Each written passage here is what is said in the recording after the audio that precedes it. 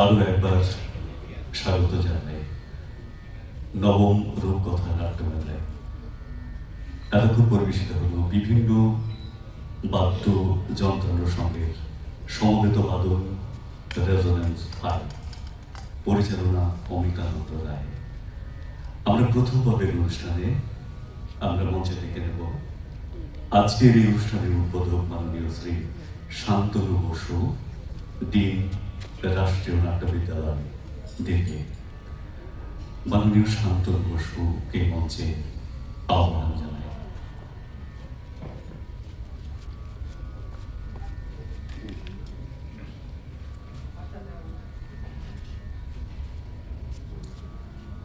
নবম রূপকথা নাট্যমেলা আয়োজক কৃষ্ণনগর রূপকথা সহায়তা সংস্কৃতি মন্ত্রক, ভারত সরকার।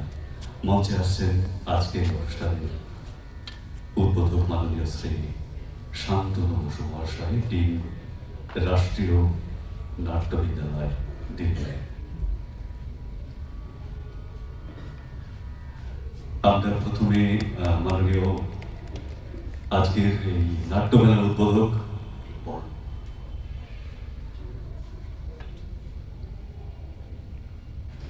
প্রজ্বালন করছেন মাননীয় শান্তনু মহাশয়। আমরা এবার বরণ করে নেব মাননীয় উদ্বোধক শান্তনু বসু মহাশয়কে কৃষ্ণনগর রূপকথার পক্ষ থেকে। বরণ করে নিয়েছেন শুভ্রান মৈত্র, সহসভাপতি কৃষ্ণনগর রূপকথা।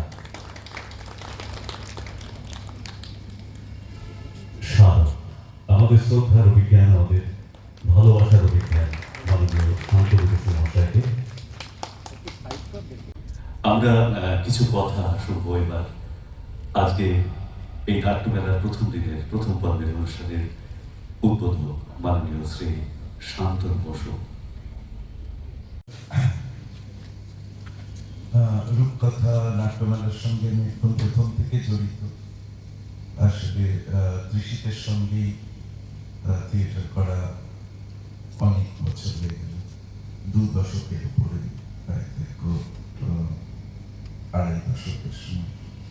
সেই জন্যে রূপকথা নাট্যমেলায় আসা, এখানে অভিনয় করা বা এখানে কোনো প্রোডাকশন নিয়ে আসা, আলাদা করে আসবার কথা মনে হয় না। মনে হয় যেন ঘরে ফেরা, মনে হয় যেন বাংলা থিয়েটারের কাছে ফেরা। অনেকদিন পশ্চিমবঙ্গে নেই, বাংলা থিয়েটার দেখতে পাই না, ততটা বাংলা থিয়েটারকে খুব মিস করি। সেই জন্যে যখনই সময় পাই, সুযোগ পাই এবং দৃশ্যিত যখনই ডাকে তখনই চেষ্টা করি দৌড়ে চলে আসতে। কৃষ্ণনগর রূপকথাটা যেন মনে হয় যে অন্য কারোর দল নয়, আমারই দল। আমি এর মধ্যে যেন একটা অংশ, আমারও এর মধ্যে একটা অধিকার। আর সেই ভালোবাসার অধিকার থেকেই বারবার ফিরে আসি, ঘরে ফেরা, দেশে ফেরার মতো।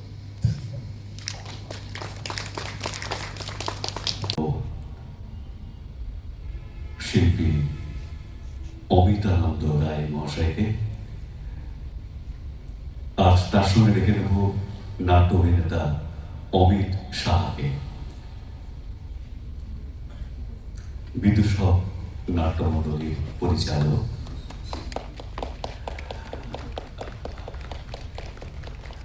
আমরা প্রথমে নির্দেশক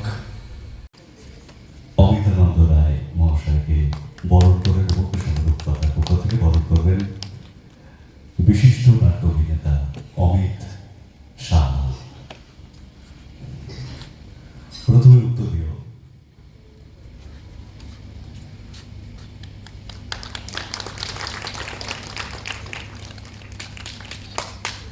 একটি চারা গাছ,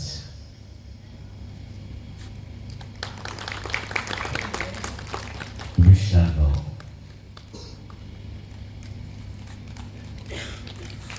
এবং একটি কৃষ্ণনগর রূপকথার পক্ষ থেকে স্মারক তুলে দিচ্ছেন নাট্য অভিনেতা অমিত সাহা।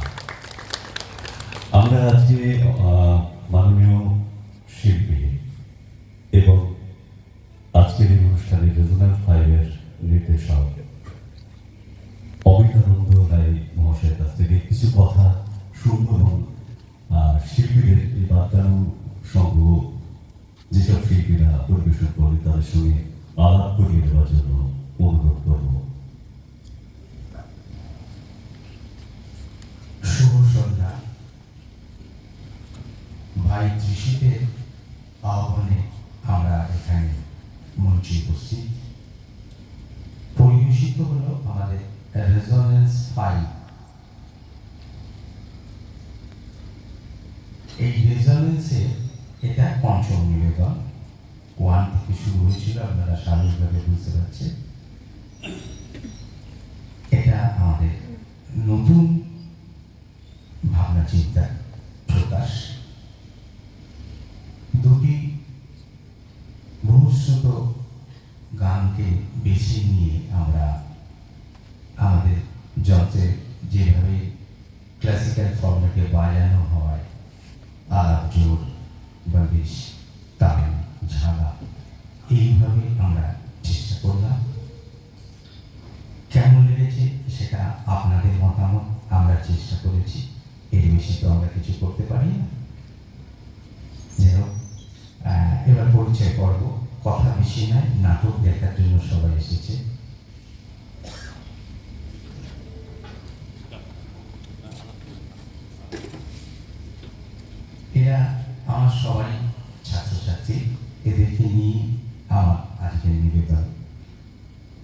কল্যাণ সরকার তবলা। তারপরে এসরাজ বাজিয়েছেন উষ্ণিক তরফদার, সেতারে ছিল অভি মল্লিক, সরদে মৈনাক লাহিড়ী, আর একটা তবলায় রাজশ্রী ঘোষ। ধন্যবাদ। শুভ সন্ধ্যা। নাটক দেখুন। আন্তরিক কৃতজ্ঞতা জানাই মাননীয় অমিতানন্দ রায় এবং আজকের এই অনুষ্ঠানে রেজোনেন্স ফাইভে যারা বিভিন্ন বাদ্যযন্ত্রে সুর পরিবেশন করে তাদের সবাইকে। আমাদের মধ্যে উপস্থিত হয়েছেন নাট্য অভিনেতা অমিত সাহা। নদরের ভেলার এই সিনেমাটার কথা আপনারা অনেকেই শুনেছেন, অনেকেই দেখেছেন। তার মুখ্য চরিত্রে যিনি অভিনয় করেছেন অমিত আমাদের মধ্যে উপস্থিত হয়েছেন। এবং অমিত শুধুমাত্র এইটুকু পরিচয় তার যথেষ্ট নয়, অন্যান্য প্রচুর ভালো নাটকে অভিনয়ের সঙ্গে সঙ্গে আমাদের কৃষ্ণ রূপকথার এবং ইন্দ্রজিতেও কিন্তু অমিত আমাদের সহ অভিনেতা হিসেবে কাজ করেছে। আমি অমিতকে অনুরোধ করবো কিছু কথা বলার জন্য।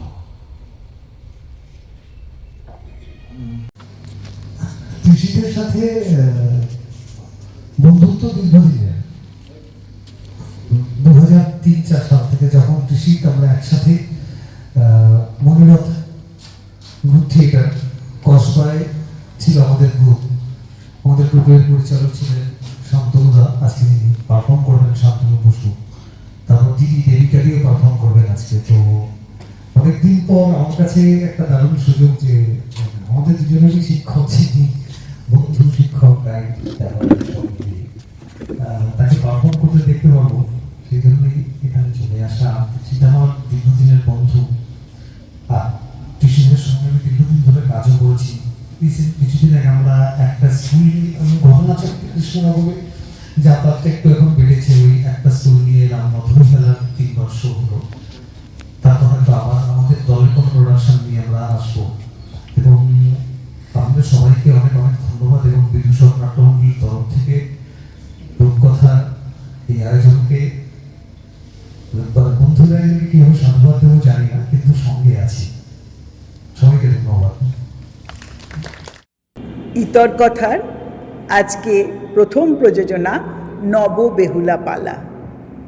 মনসামঙ্গল প্রায় সকলের, প্রায় কেন বলবো, প্রত্যেকেরই খুব পরিচিত একটি কাব্য।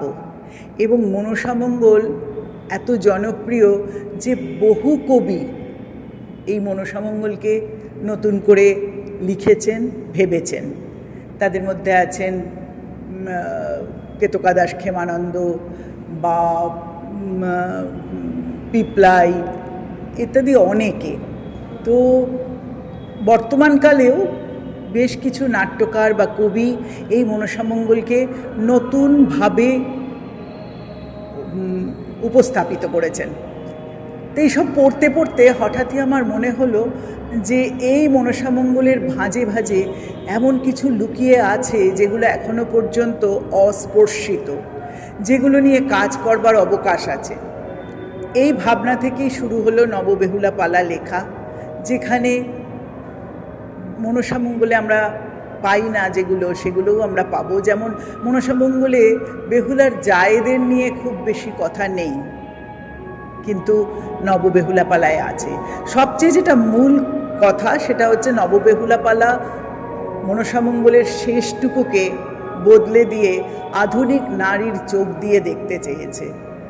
সেটা কতটা ভালো লেগেছে বা কতটা যথার্থ হয়েছে, কতটা সময়োপযোগী হয়েছে, সে বিচারের ভার অবশ্যই দর্শকের। আমরা শুধু একটি অন্য পরিপ্রেক্ষিত থেকে এই নাটকটিকে বা এই মনসামঙ্গলকে দেখতে চেয়েছি।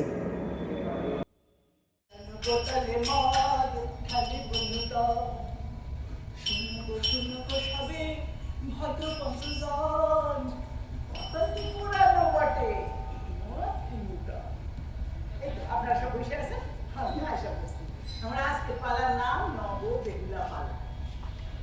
হ্যাঁ, গল্পটা পুরানো রকম, কিন্তু বললাম মাতাল খান পুরানো হইলে কি হয়, মদ খান। সে বেচারে খারাপ আপনাদের।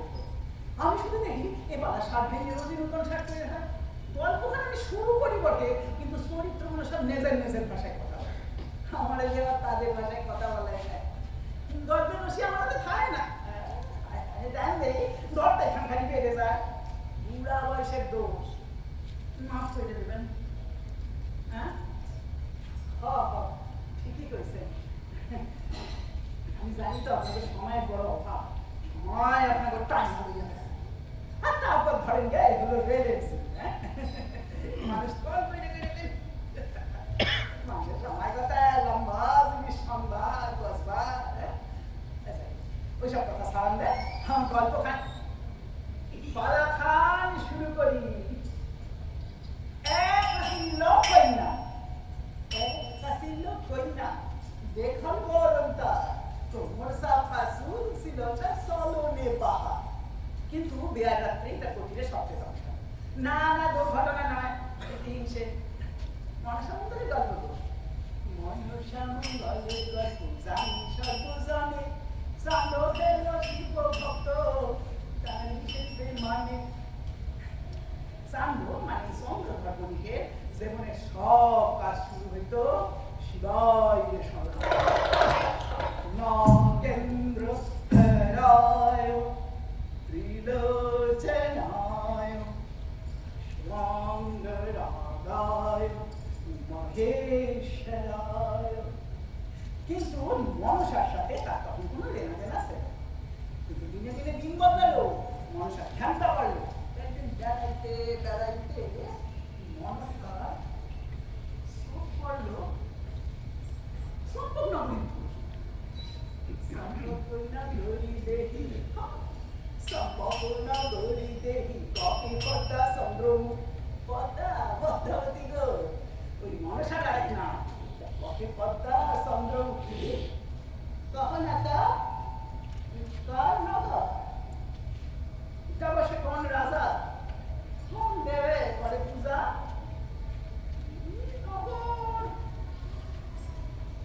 দেখিতে সুন্দর পদ্মাবতী গন্ধমণিত জাতি খানন্দায় সুতা কটিসা নারী চিত্র চন্দ্রধর। এটা ভুলে গুণার দাঁড়িয়ে সম্পদ নগর। মনসা তখন খেয়াল করে দেখে যে শান্ত একটা মানুষ বলিল, তাহলে যদি নিজের বাড়ি টানা যায় তাহলে ভারী সুবিধা।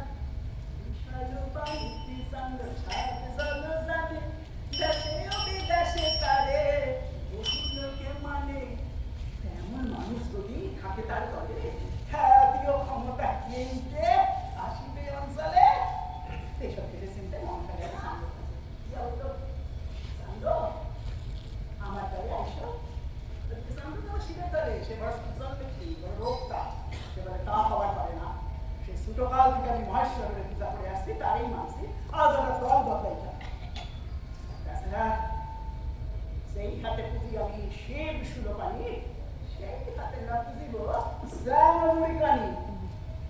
মনুষ্যরা বিয়ায় ওঠে সুখে দেয়া ভুল সোটে বলে সামনে অরুণকে কালি। আমার বাবাটা একটু বড়, একটা খুব কাছে শুনতে পারে সান্দবাদে আসিস কেন আমার কাছে? জানিস আমি সুবিধের দল করি না, যারে আমি শ্রেষ্ঠ বলে মনে করি চরণ আমার হাস্য। মনসা চান্দরের মুখ বলে চান্দ্র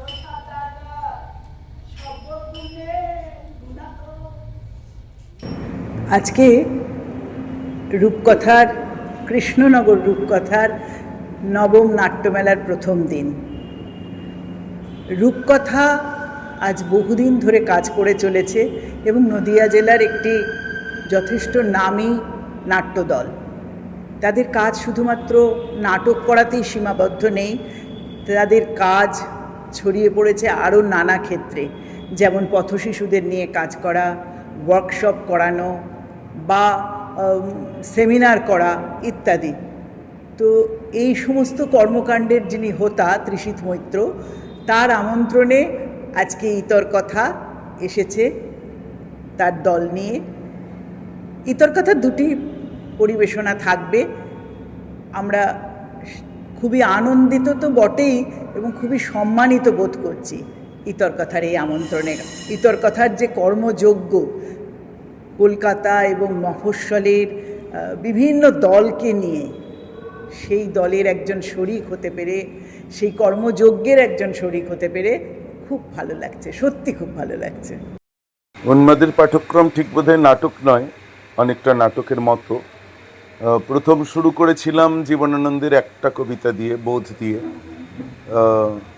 একটা কবিতা বলার মধ্যে সেটা বলবার সঙ্গে সঙ্গে যিনি কবিতাটা বলছেন তার জীবন এবং তার জীবন সম্পর্কে বোধটাও সেই কবিতা বলার মধ্যে দিয়ে এবং কবিতা বলার অনুষঙ্গের মধ্যে দিয়ে প্রকাশ করা যায় কি না এর বিষয়ে ভাবতে ভাবতে তারপর আপাতত মূল শরীর উন্মাদের পাঠ্যক্রমের এমার্জেন্সির আগে পরে লেখা জয় গোস্বামীর অনেকগুলো কবিতা নিয়ে একটি শঙ্খ ঘোষ এবং একটি রবীন্দ্রনাথের কবিতাও এই মালার মধ্যে রয়েছে। একজন অনেকগুলো কবিতা পড়বার চেষ্টা করে আর সমাজের নানা রকম ঘটনা তাকে সেই কবিতাগুলো পড়তে দেয় না বা দিতে চায় না। এর ফলে আর্টিস্ট এবং সমাজ, শিল্পী এবং সমাজের মধ্যে যে একটা সংঘর্ষ তৈরি হয়, শিল্পীর ইচ্ছা এবং সমাজের চেষ্টা, ব্যক্তি এবং সমাজ, কমিউনিটির সংঘর্ষ, এইটা বোধহয় একটু অপ্রত্যক্ষভাবে বলবার চেষ্টা করেছি। কতটা হয়েছে সেটা সন্ধেবেলা দেখলে আপনারা বলতে পারবেন। আঘাত সংঘাত মাঝে দাঁড়াই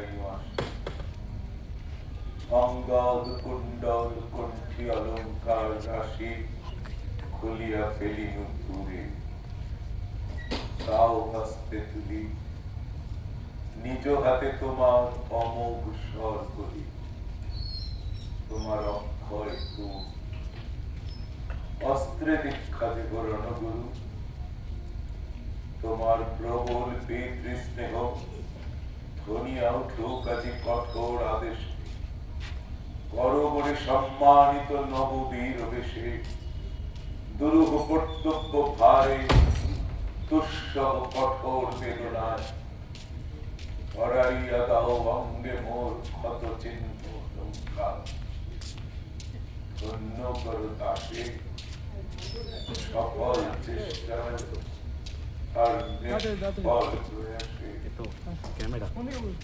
ভাবের ললিত ক্রোড়ে নারকে নিলে কর্মক্ষেত্রে করি তাও সক্ষম স্বাধীন।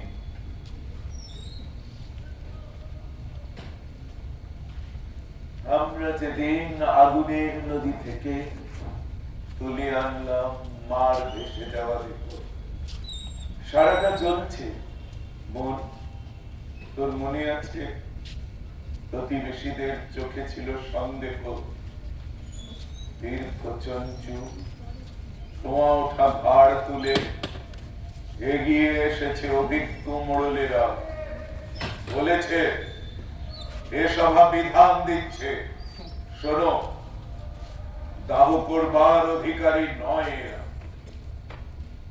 সেই রাত্রেই পালিয়েছি গ্রাম ছেড়ে, কাঁধে মার দেহ, উপরে জ্বলছে চাঁদ, পথে পড়েছিল বিষাক্ত জলাভূমি, পথে পড়েছিল চুন লবণের খাদ।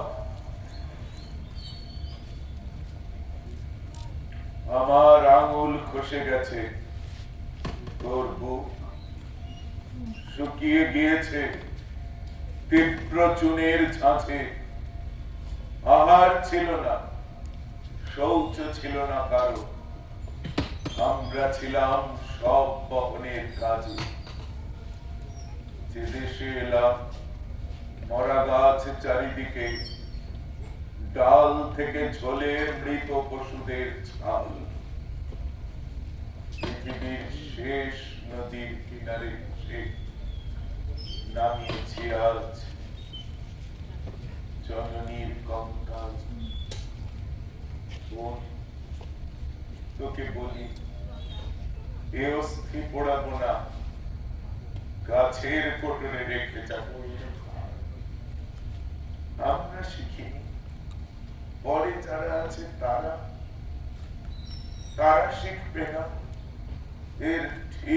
ব্যবহার সারা গায়ে আজ ছত্রাক আমাদের, চোখ নেই, শুধু কোটর জ্বলছে ক্ষোভে। আমি ভুলে গেছি পুরুষ ছিলাম কিনা, তোর মনে নেই ঋতু থেমে গেছে কবে। পূব দিকে সাদা করটি রঙের আলো, পিছনে নামছে সন্ধ্যার মতো ভোর। পৃথিবীর শেষ শ্মশানের মাঝখানে বসে আছি শুধু তুই মৃতদেহ চোর। শিক্ষা নাও শিক্ষা, এই উন্মাদের পাঠ্যক্রম খুলে দিলাম আজ থেকে ছাত্রদের সংখ্যাক্রম। খাদ্যহীন মাংস ভুক সূক্ষ্ম কাজ কামড়ে খাও, এই দিলাম অন্ধকার চিৎকারের মাংস হার। উন্মাদের মাংস হার খাচ্ছি, খাই লাগছে বেশ, নাকের জল চোখের জল মাতৃমুখ ভগ্নিমুখ, খাচ্ছি খাই লাগছে বেশ। জ্বলছে ভোগ রোগ জ্বালা রোগ নিবুক, শান্তি জল দিচ্ছ কে? তোমার দেশ আমার দেশ, ছাল সমেত মুন্ডকেশ বিদে হও এক্ষুনি, নইলে শিখ টুকি। Thank you. আসলে সবসময় নতুন কাজ করবার সময় এটা একটা নতুন ওয়ার্ক ইন প্রোগ্রেস শুরু করেছি। এটা সেকেন্ড শো, প্রথম শোটা সামান্য একটু ছোট মতো ছিল। নতুন কাজ শুরু করলে তখন নিজের লোকজনের মধ্যে দেখাতে ইচ্ছে হয়, সাহস করে মনে হয় যে অনেক লোকের বাইরের কাছে নিয়ে যাওয়ার আগে নিজেদের লোকেদের কাছে যদি ভালো মন্দটা শোনা যায়, যারা মন খুলে কথা বলবেন, সেই জন্য বারবার নতুন কাজ সবসময় কৃষ্ণনগর রূপকথায় আনি। পুরনো হয়ে সারা জায়গায় দেখানো হয়ে গেলে তখন ভয় পায়, তখন মনে হয় নিজের লোকেদের কাছে বোধহয় আর ফিরে যাওয়া হলো না। তাই কৃষ্ণনগর রূপকথাকে অনেক অনেক ধন্যবাদ, বারবার নতুন কাজ দেখানোর সুযোগ করে দেওয়ার জন্য। আন্তরিক কৃতজ্ঞতা এবং ধন্যবাদ জানাই মাননীয় শান্তনু বসু মহাশয়কে। আমি কাজলকে অনুরোধ করবো কিছু কথা বলছেন না আমাদের এই নবম রূপকথা নাট্যকথা সম্পর্কে। এটা নন এক থেকে আছে, এক থেকে নন প্রায় সব নাটক দেখেছি। আসলে দেখা ছাড়া তো আমি অন্য কিছু পারি না, তাই দেখি। যতদিন আমার শরীর এই পর্যন্ত আমাকে নিয়ে আসতে পারবে ততদিন দেখব।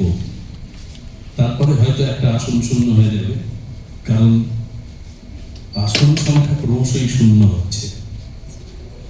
আমাদের শূন্য আসন আমরা অনেক চেষ্টা করেও ভরাতে পারলাম না। এটা আমাদের সবচেয়ে বড় দুঃখ। নাটকের সঙ্গে থাকুন, এটুকুই চাই। এবার আমরা কিছু কথা শুনবো ডক্টর কাঞ্চন মন্ত্রীর কাছ থেকে। আমার কিছুই বলার নেই। নাটক নিয়ে গবেষণা করেছি, তবে দুটো তিনটে কথা বলবো। এক, শান্তনু বসু আমার মনে হয় 100 বছর এগিয়ে নাটকে। এত অসাধারণ লেগেছে, আমি স্তম্ভিত। আমার শুধু বঙ্কিমের ভাষায় বলতে ইচ্ছা করছে, আহা কি দেখিলাম, জন্ম জন্মান্তরেও ভুলিব না। নমস্কার। হ্যাঁ, আমি প্রায় প্রথম থেকেই রূপকথা নাট্যমেলার সঙ্গে যুক্ত, একদম শুরুর দিক থেকেই। তখন থেকেই বহুবার পারফর্ম করেছি এখানে। যখন আমি দিল্লি চলে গেছি, দিল্লি থেকে এসেও পারফর্ম করেছি। তার ফলে পুরো এই রূপকথা নাট্যমেলাটা একরকম ঘরের মতো, ঘরে ফেরার মতো লাগে। মনে হয় বারবার যেন থিয়েটারের কাছে, থিয়েটারের ঘরের কাছে ফিরতে পেরেছি। খুবই আনন্দদায়ক এবং আনন্দর থেকেও বড় যেন একটা শান্তির জায়গা, যেন একটা সমৃদ্ধির জায়গা, এরকম লাগে। আজ দ্বিতীয় দিন। আজকের অনুষ্ঠানের শুরুতেই আমরা কৃষ্ণনগর রূপকথার দুজন নাট্যকর্মী যারা আমাদেরকে ছেড়ে অমৃত লোকে যাত্রা করেছেন, স্বর্গীয় সন্দীপ গঙ্গোপাধ্যায় এবং স্বর্গীয় পল্লব চন্দ্র বিশ্বাসের স্মরণে আমরা 1 মিনিট নীরবতা পালন করব।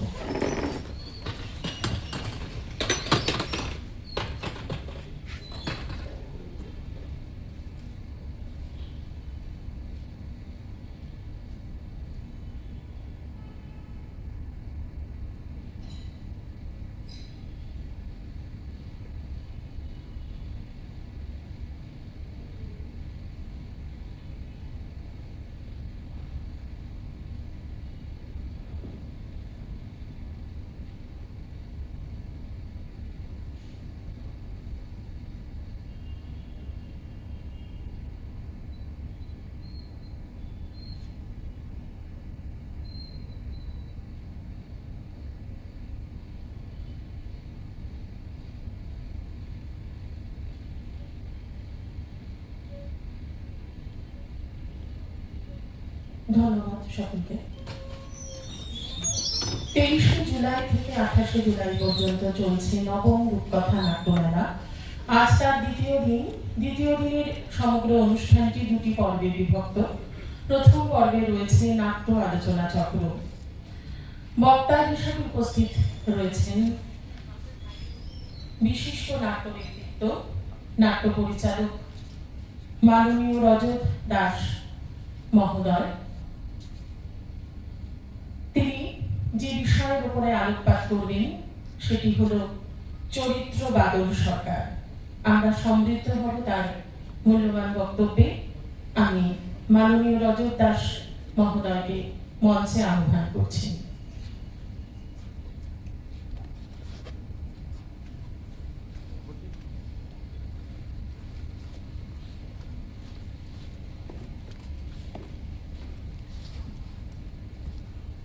রূপকথার পক্ষ থেকে অসংখ্য অভিনন্দন, শুভেচ্ছা বিশিষ্ট নাট্য পরিচালক, নাট্য ব্যক্তিত্ব মাননীয় রজত দাস মহাশয়কে।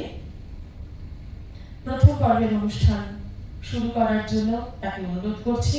সেই সঙ্গে জানিয়ে রাখি, দ্বিতীয় পর্বে রয়েছে কৃষ্ণনগর রূপকথার প্রযোজনা নাটক সারা রাত্রি, নাটক বাদল সরকার এবং নির্দেশনায় ত্রিশিত মৈত্র। একটা বিশেষ সময়ে, একটা বিশেষ সমাজ ব্যবস্থার একটা বিশেষ শ্রেণীর নমুনা বা প্রোটোটাইপ হিসেবে আমাকে বিবেচনা করা যেতে পারে। একটা বিশেষ সময়ে বিশেষ সমাজের প্রোটোটাইপ, এই কথাটা নিজেকে বলছেন বাদল সরকার। 1982 সালের একটি লেকচারে এটা উনি বলেছেন। কিন্তু আমি আজকে যে আলোচনা করব সেই আলোচনাটা 1939 থেকে 1958 এই সময় পর্বকে ধরে আলোচনা করব। ঋষিদা আমাকে বলেছিলেন যে বাদল সরকারের অঙ্গনমঞ্চ পূর্ব যে নাটকগুলো আছে সেই নাটকগুলো নিয়ে ঋষিদার বক্তব্য এখন খুব বেশি আলোচনা হয় না, তো সেই নাটকগুলো নিয়ে আলোচনা করতে। তো আমি ভেবেছি এই রকম যে বাদল সরকারের 3টে নাটক এবং ইন্দ্রজিৎ, সারা রাত্রির এবং পাগলা ঘোড়া, এই 3টে নাটক নিয়ে আমি খানিকটা আলোচনা করব। যদিও আলোচনাটা এইরকম অর্থে হবে যে এই নাটকগুলোর মধ্যে বাদল সরকার কিভাবে ঢুকে আছেন, এই নাটকগুলোর মধ্যে বাদল সরকারের চরিত্র কিভাবে ঢুকে আছে। মানে আমি বলতে চাইছি যে এই নাটকগুলোর মধ্যে প্রতিটি নাটকেই এক বা একাধিক চরিত্র বা কোনো একটি চরিত্রের আংশিক অংশ, আসলে সেই নির্দিষ্ট চরিত্রটা নয়, বাদল সরকার নিজেই হাজির হয়েছেন। সুতরাং এই 3টে নাটকের চরিত্র নিয়ে যখন আলোচনা করব তখন বাদল সরকারের যে চরিত্র, যেটা লিভিং, যে এই চরিত্রটা প্রায় 84 বছর এই পৃথিবীতে বেঁচে ছিলেন, সেই চরিত্রটা আমি একটা কালপর্ব নিয়ে আলোচনা করব। কৃষ্ণনগর রূপকথার এই আয়োজনকে আমি সম্মান জানাচ্ছি। আমাকে যে আমন্ত্রণ করেছেন এই বক্তৃতা দেওয়ার জন্য, তার জন্য আমি বিশেষভাবে কৃতজ্ঞ। আর বিশেষভাবে কৃতজ্ঞ আপনাদের কাছে যারা আজকে এখানে উপস্থিত হয়েছেন। আমি অনেককেই চিনি, অনেকেই আমি চিনি না। এখানে এমন অনেকেই আছেন যারা আমার থেকে আমার অগ্রজ এবং অনেক বেশি প্রাজ্ঞ। আমার একটু ভয়ই লাগছে, কারণ আমরা জানি যে কৃষ্ণনগর এই বাংলার, এই সমগ্র বাংলার, সমগ্র বাংলাদেশের, অবিভক্ত বাংলাদেশের বাঙালি জাতির কাছে কৃষ্ণনগরের শিল্প সংস্কৃতি ও সাহিত্য চর্চার একটা বিশেষ অবদান আছে। সেই ধারাবাহিকতার যারা এখন বহমান, তারা এখানে কয়েকজন উপস্থিত, তারা আপনারা উপস্থিত আছেন, ফলে আমি একটু চিন্তাতেই আছি যে আমি ঠিকঠাক বলতে পারবো কিনা। 1939 সালে বাদল সরকার ক্লাস 9-এ পড়ে।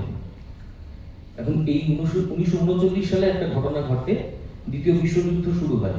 যদিও আমরা জানি যে দ্বিতীয় বিশ্বযুদ্ধ যে ইতিহাস বইতে ক্লাস মানে স্কুলের ইতিহাস বইতে লেখা আছে যে 1941 সাল থেকে 1945 এই সময়টা দ্বিতীয় বিশ্বযুদ্ধ সময়কাল, কিন্তু আসলে 1939 সাল থেকেই দ্বিতীয় বিশ্বযুদ্ধ প্রকারান্তরে শুরু হয়ে যায়। এই যে দ্বিতীয় বিশ্বযুদ্ধের খবরাখবর বাদল সরকার পাচ্ছিলেন, বাড়িতে স্টেটসম্যান পত্রিকা আসতো। সেই স্টেটসম্যান পত্রিকায় উনি ইথিওপিয়াতে ইটালির যে আক্রমণ, ইথিওপিয়া বর্তমান ইথিওপিয়া, তখন নাম ছিল আবিসিনিয়া, স্পেনের ফ্রাঙ্কোর উত্থান এবং গৃহযুদ্ধ, জাপান চীনকে আক্রমণ করেছিল এবং প্রায় 20 লক্ষ মানুষ এই মানে নিহত হয়েছিলেন ওই সময়টায়, এবং জার্মানি ক্রমশ, আপনারা জানেন যে হিটলার তখন ক্ষমতায় চলে এসছেন। রূপকথার নাট্যমেলায় তো আমরা এর আগেও অনেকবার এসেছি। আমি নিজে এর আগে একবার বক্তৃতা দিতেও এসেছিলাম এখানে, দ্বিতীয়বার আসছি। এটা নিয়ে নাটক করেছি অনেকবার, ভালো লাগছে, আমার ওদের খুবই ভালো লাগছে। ত্রিশিদ্দা তো আমাকে খুবই স্নেহ করেন এবং বন্ধুর মতো মেশেন। আর বাদল সরকারের সাথে আমার যে যোগাযোগ, আর ওদেরও যে নিয়মিত যোগাযোগ, বাদল সরকারের নাটক নিয়ে ওরা কাজ করেন, সেইটা আমার কাছে খুবই ভালো লাগে, ভালো লাগছে।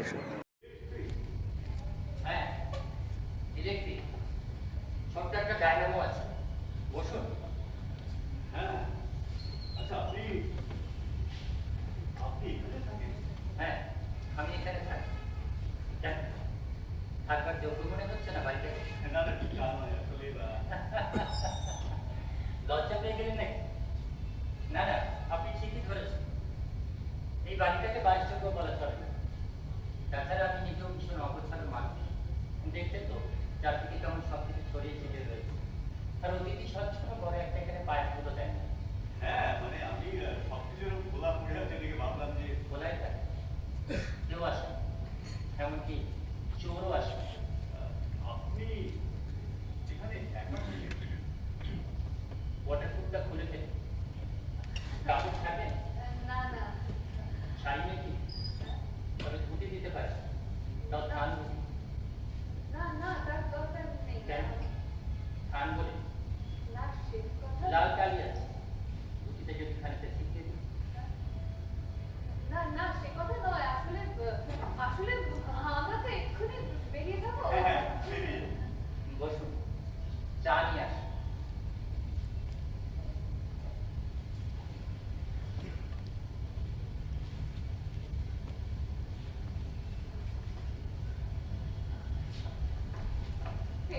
আমার একদম ভালো লাগছে না, চলো না বেরোই। আরে কোথায় বেরোই? বাইরে ভীষণ বৃষ্টি। আচ্ছা, বৃষ্টিতে ভিজতে কি হয়েছে? আগে ভিজিনি কখনো? হ্যাঁ, ভিজেছো কলকাতায়, বাড়ির ছাদ। বাইরে গিয়ে দেখো কি ভয়ানক অবস্থা। আরে পড়ে যাবে। কেন? বাইরে গিয়ে দেখতে তোমার মাথায় যে কি চাপে, মা থই থই করছে জলে, তারপরে এই অন্ধকার বলে রাস্তা চিনতে পারবে, শখ করে তো এই রাস্তা ছেড়ে মাঠ ভাঙতে দেবে। হ্যাঁ, আমি একবার তো নেমেছিলাম। তুমিই তো বললে চলো মাঠ দিয়ে যা। হ্যাঁ, তুমি কিছুতেই রাস্তার সামনে রাজি হবে না, আমি তোমাকে টেনে নিয়ে এলাম। দেখো, এখন তো সব আজে বাজে কথা বলে কোনো লাভ নেই। কি আজে বাজে কথা বলছে? তুমি তো বলছো। তা কি করবে? সারা এখানেই বসে থাকবে না? বৃষ্টিটা কমুক। আচ্ছা, বৃষ্টি যদি সারা রাত্রি চলে, বলো, বৃষ্টি যদি চলে সারা রাত্রি, সারা রাত্রি, সারা রাত্রি, সারা রাত্রি, সারা রাত্রি।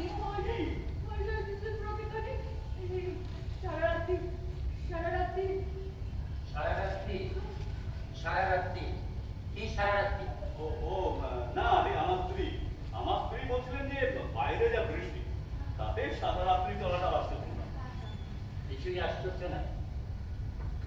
সারা রাত্রি দু চোখ মেলে জেগে কাটিয়ে দেয় মানুষ, তাও আশ্চর্য না। সারা রাত্রি ওই রকম জেগে থেকেছেন কখন?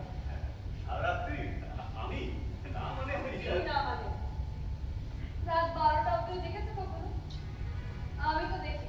আমি জেগেছি সারা রাত্রি, সারা রাত্রি, সারা রাত্রি, সারা রাত্রি জেগেছি, দেখেছি, দুই চোখ মেলে জেগেছি, দেখেছি, তন্ত্রাবিধি দুই চোখ মেলে সারা রাত্রি জেগেছি, দেখেছি, জেনেছি। আপনি কি কবিতা লেখেন? হ্যাঁ, আপনি কবিতা লেখেন? এটা কি একটা কবিতা হলো নাকি? ওই যে ইংরেজিতে বলে না, মুখ না আসতে কল্পনা করতে। একটা একটা করে ভেড়া লাফিয়ে লাফিয়ে বেড়া পার, আর ওই ভেড়া ঘুমতে ঘুমতে একসময় ঠিক ঘুমেছে। কেউ ঠিক তাই ভেড়াকে বেড়া পার না করে কথা নিয়ে লুকালো। নি চার ঘন্টা হয়ে যাচ্ছে। কি আপনার চা? আমি চা খাওয়া ছেড়ে দিয়েছিলাম। ও, চা তবে কি খাই বাড়িতে? না, এ বাড়িতে আর কেউ নেই, আমি একা। আপনি একা থাকেন? চাটা খাবার মতো হয়েছে? হ্যাঁ, খুব ভালো হয়েছে চা। তার মানে চায়ের দরকার নেই। দরকার বলে দরকার, সেই বিকেল 3টের সময় একটা কেউ চায়ের দোকানে চা দিচ্ছে, তাও বিস্কুটই খেত। চায়ের সঙ্গে আর কিছু দিলাম না, খিচুড়ি চা দিয়ে দিয়েছি। খিচুড়ি? এবার না না তাও হয় না, আমরা তো এক্ষুনি বেরোবো। ও হ্যাঁ, আমি তো বেরোবো। হ্যাঁ, এইমাত্র যে বললেন বৃষ্টি যদি চলে সারা রাত্রি। না না, কমে যাবে। সিগারেট? না ধন্যবাদ। এই তুমি বাইরে গিয়ে দেখো না একটু করলো কিনা। হ্যাঁ না, কমেডি। খিচুড়ি পর্যন্ত সারা রাত্রির চিন্তাটাকে মুলতবি রাখো। অন্য কথা, অনেকদিন কথা শুনি, কথা বলি। হ্যাঁ, মানে আমি বলছিলাম যে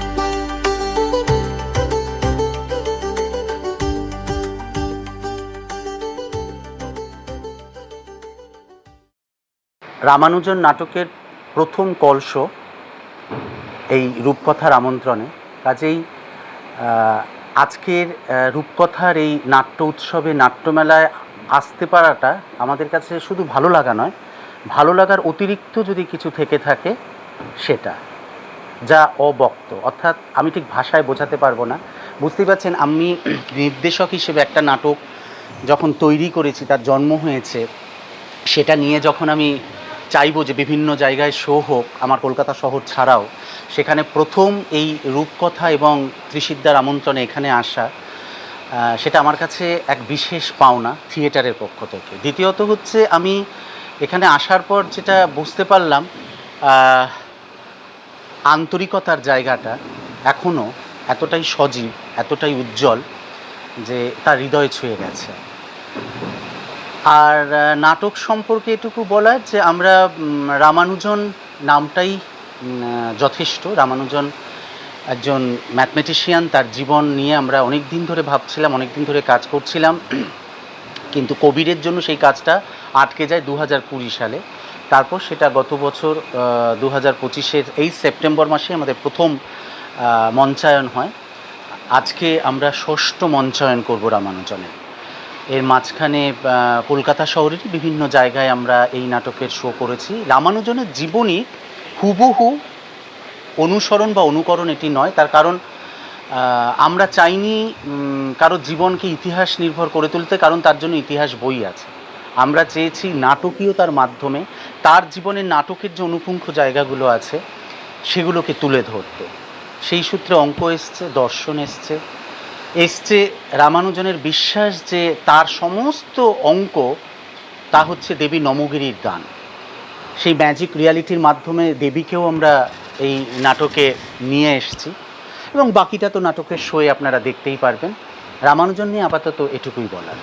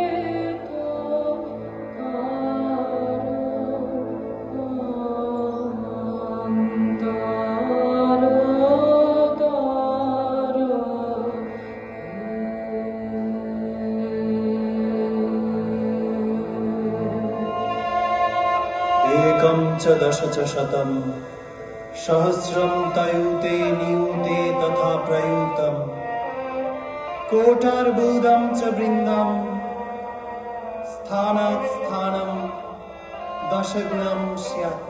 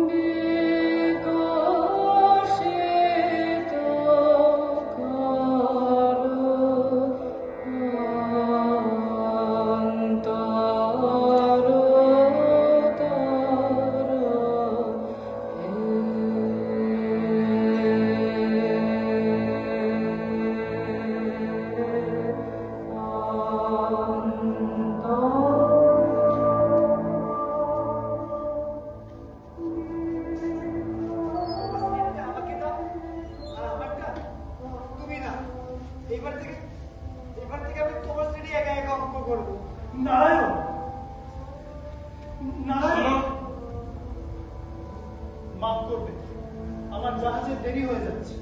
আমি টাউন হাই স্কুলের হেড স্যার কৃষ্ণস্বামী। তোমার মনে আছে তুমি আমার কাছে কি জানতে চেয়েছিলে? স্যার, শূন্যকে শূন্য দিয়ে ভাগ করলেও কি তার ভাগফল এক? Suppose sir, I divide no food for no one. Still. নমস্কার, আমি মোনালিসা চট্টোপাধ্যায়। রূপকথা নাট্যমেলা আসলে অনেকটা আমার কাছে রিইউনিয়নের মতো। আমি বহুবার এখানে এসেছি এবং প্রত্যেকবারের মতন এবারও ভীষণ ভালো লাগছে। এই উৎসব উদযাপনে এত আনন্দ করে আমরা এসেছি এবং সবার এখানে এত উৎসাহ দেখে, বিশেষ করে দর্শকের উৎসাহ দেখে আমরা সম্মিলিতভাবে ভীষণভাবে আজকের দিনটা আনন্দ করেছি। আমি ভীষণভাবে শুভেচ্ছা জানাচ্ছি কৃষ্ণনগর রূপকথাকে। প্রত্যেক বছর এরকম একটা উৎসবের আয়োজন হোক, এই উৎসবে সবাই মিলে আমরা আসি, আমরা সবাই মিলে আনন্দ করি, এটা উদযাপন করি। খুব ভালো। আরও যে কটা দিন আছে সে কটা দিনও খুব ভালো, সবাই খুব ভালো। আমরা গত 1 বছর আগে এসেছিলাম 2024-এ এইখানে, আর এবারে নবম রূপকথা নাট্যমেলা বেশ জমজমাট অনেক দিন ধরে চলছে এবং পশ্চিমবঙ্গের বাইরের বেশ নামকরা কিছু নাট্য দল নিয়ে এখানে নাটকের মেলা অনেকটা জমজমাট, অনেকটা। এই সমস্ত সব থিয়েটার কর্মীরা দেখছি, রূপকথার সমস্ত ইয়াং ছেলেমেয়েরা বেশ উদ্যোগ নিয়ে কাজ করে চলেছে। গোবরডাঙ্গার মৃদঙ্গম এখানে এই নিয়ে দ্বিতীয়বার এলো। অসম্ভব ভালো লাগে এখানকার আতিথেয়তা, এখানকার সমস্ত ব্যবস্থাপনা। আমরা খুশি হই থিয়েটার করতে এসে। আজকে আমরা অর্থাৎ গোবরডাঙ্গা মৃদঙ্গম এই নবম রূপকথা নাট্যমেলায় প্রথম যে নাটকটা উপস্থাপন করতে চলেছে আজকে 26শে জুলাই, সেই নাটকটি হচ্ছে ছায়াকৃত। এটা সৌরভ চালিয়ার গল্প থেকে আসামিজ প্লে কুশল ডেকা এবং বঙ্গানুবাদ বরুণ কর। নির্দেশনা দিয়েছে আসামেরই আমাদের একটি থিয়েটার দাদা কুশল ডেকা। আর এইটা বাংলা করা বা আমাদের অভিনয়ের মধ্যে আমাদের গোবরডাঙ্গার মৃদঙ্গমে সব ছেলেমেয়েরা রয়েছে। অসম্ভব, এটা ঘর না পাটের গুদাম? হ্যাঁ, এখানে কোনো মানুষ বাস করে? এই যে আপনাকে, এই যে ভট্টমশাই, শুনতে পাচ্ছেন? কতবার আপনাকে বলেছি আপনি হয় আমাকে একটা বড় রুম দিন, না হয় স্টোর রুমটাকে রিপেয়ার করে দিন। কোনো কথা শুনছেন না তো? 6 মাস ধরে আমাকে ঘুরিয়ে যাচ্ছে।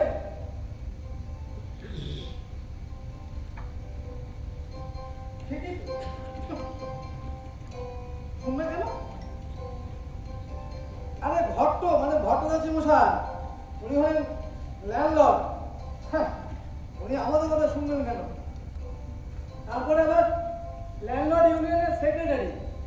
হ্যাঁ, আরে উনি আমাকে একই ভাড়ায় বড় রুম দেবে বা কেন, আর স্টোর রুমটা রিপেয়ার করে দেবে কেন? হ্যাঁ, তাহলে তো হয়েই যেত।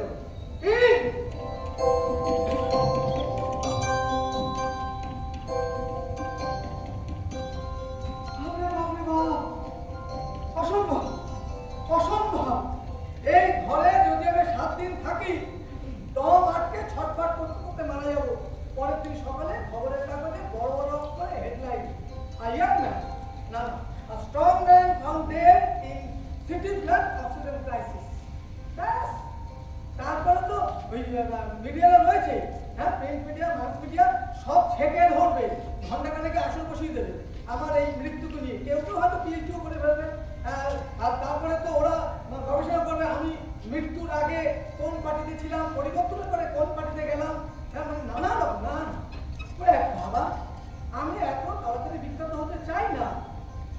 আরে বাবা, আমার তো একটা মানে খোলামেলা ঘর হলেই হয়, যেখানে একটুখানি অক্সিজেন আসবে, আমি আমার অফিসের কাজ আর আমার ব্যক্তি জীবনের কাজ করে নেবো, ব্যাস।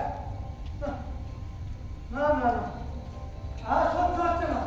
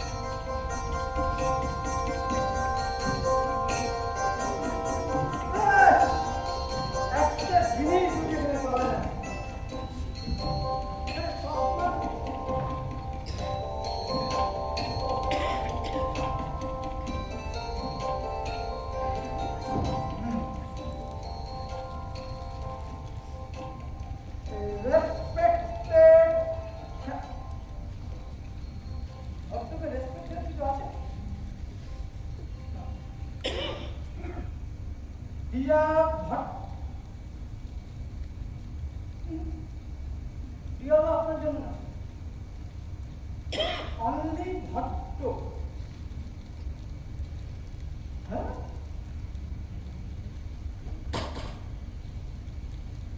ভট্ট ভট্টাচার্যী মশাই অত্যন্ত দুঃখের সাথে। আগস্ট থিয়েটার দলটি তৈরি হয় অভয়ার আন্দোলন থেকে। সেই অভয়ার আন্দোলনের যে ছেলেমেয়েরা রাস্তায় নেমেছিল তারাই মিলে এই দলটি তৈরি করে। সুতরাং আমাদের একটি সামাজিক দায়বদ্ধতা থেকেই যায়। সেই সামাজিক দায়বদ্ধতা থেকে যখন বিগত বছরগুলিতে আমরা দেখতে পাই যে বিভিন্ন দেশে যুদ্ধ নিয়ে এক উৎসব চলছে। হ্যাঁ, আমি উৎসব বলছি তার কারণ আমরা চাইছি যে একটি দেশ আরেকটি দেশকে আক্রমণ করে তাকে নিষ্পাত করুক। ওকে, তাই এই আক্রমণগুলোকে আমরা হয়তো সোশ্যাল মিডিয়া, আমরা হয়তো বিভিন্নভাবে মনের কোণে কিছু সময় আমরা যাদেরকে পছন্দ করি না তাদের জন্য খুব হয়তো আনন্দ পাচ্ছি, না ওর ওখানে তো বোমা পড়েছে আজকে ওদেরকে মেরে দেওয়া উচিত। কিন্তু আমরা ভাবছি না এই একটি দেশ শেষ হওয়া মানে সেখানে কতগুলো প্রজন্ম শেষ হওয়া, সেই ভবিষ্যৎ বাচ্চাগুলোর কী অবস্থা হয়। শিশুদের ভবিষ্যৎ নিয়ে আমাদের এই নাটক তমসা দ্য ডার্কেনিং লাইট। এই নাটক বিভিন্ন দেশের বিভিন্ন অঞ্চলের মানুষের যে সামাজিক অবস্থান সেটাকে তুলে ধরে, তার সাথে যে শিশুদের কি ভবিষ্যতের অবস্থা হচ্ছে, তারা কিভাবে এফেক্টেড হচ্ছে, তাদের কি পরিস্থিতিতে দাঁড়াচ্ছে, তাদের প্রজন্ম যে শেষ হয়ে যাচ্ছে সেটা নিয়ে কেউ ভাবছে না। আমরা বড়রা মজা পাচ্ছি। সেই মজা আমরা আজকে একটু মঞ্চস্থ করতে চাই মানুষের সামনে কঠিন বাস্তবটাকে তুলে ধরতে চাই এই নাটকের মাধ্যমে।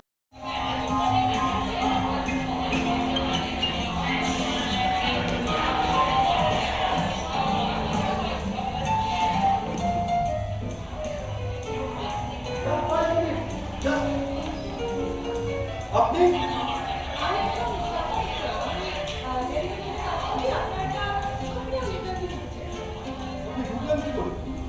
সিকিউরিটি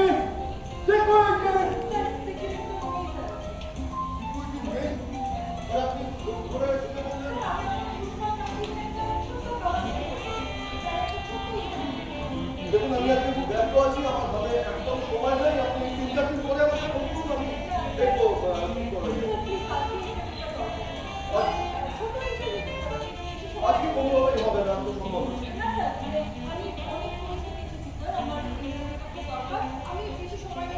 দেখুন, আমার বাড়িতে একটা পার্টি চলছে, আমি খুব ব্যস্ত আছি। আপনি 3-4 দিন পরে আমাকে ফোন করুন, আমি আপনাকে ডেকে দেবো।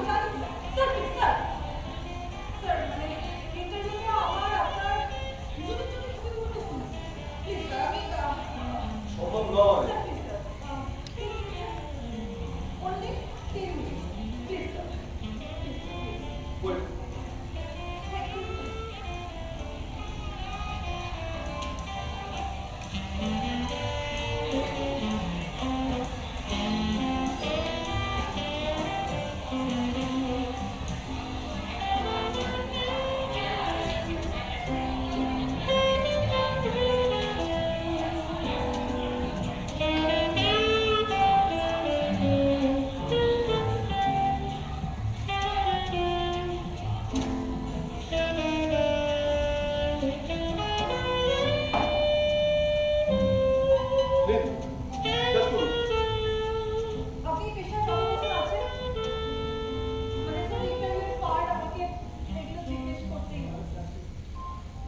প্রায় 15 বছর।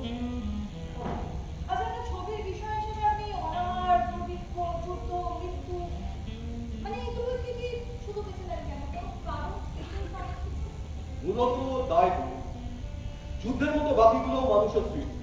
কারণ আধুনিক যুদ্ধে তো অন্ধকার আকাশ থেকে বোমা ফেলে মানুষ মারা হয়।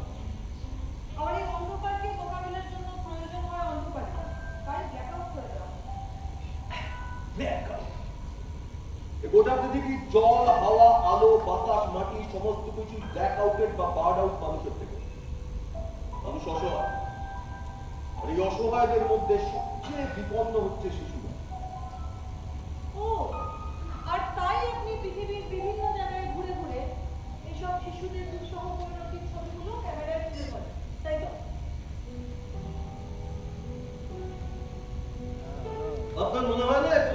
কোঅর্ডিনেশন থাকাটা খুব জরুরি। জানেন এর জন্য অনেক ঝুঁকি আমাদের নিতে হবে। যদিও এর আগে তেমন কোনো সম্মান স্বীকৃতি কিন্তু পাইনি। ছবিটা দেখুন, ওই ছবি, ওটা গৃহযুদ্ধে বিধ্বস্ত সুদানের দার্ফুর।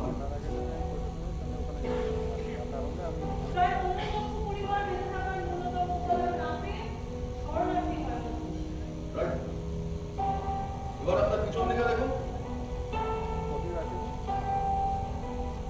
এই ছবিটা আমার মহাদেশ, ইনফ্যাক্ট আমার মাতৃভূমির খুব কাছে, দক্ষিণ এশিয়ার দুর্ভিক্ষ পীড়িত অঞ্চল। অনাহারে ও অপুষ্টিতে মারা যায় অসংখ্য শিশু এই অঞ্চলের বিভিন্ন দেশে। এবার এদিকে দেখুন, হিংসা সন্ত্রাসবাদের দীর্ঘকা খুব। গোষ্ঠীদ্বন্দ্ব, দারিদ্র্য, অপুষ্টির পাশাপাশি বিশুদ্ধ পানীয় জলের অভাবে রোজ অন্তত 250টা শিশু মারা যায় রোজ। এই কথাগুলো নিশ্চয়ই জানা আছে আপনার। সামান্য ওষুধ চিকিৎসা না পেয়ে নিরাময় যোগ্য রোগে রোগে মারা যায় ওদের মধ্যে 167 জন। আমার রাইট? এই ছবিটা এটা ভেবে তুলে দাও, প্রায় 25 লক্ষ শিশু উদ্বাস্ত হয়। হানাহানি, চাইল্ড ট্রাফিকিং, অত্যাচার আর স্বাস্থ্যকর পরিবেশের অভাব। শুনেছি বহু শিশু মারাও যায়। যতদূর জেনেছি আমার মাতৃভূমির শিশুদের অবস্থা মোটেও ভালো নয়। রূপকথার নাট্যমেলায় এর আগেও আমি এসেছি, বছর দুয়েক আগে এসেছিলাম শুধুমাত্র দর্শক হিসাবে, 2-3 দিন ছিলাম, নাটক দেখেছিলাম।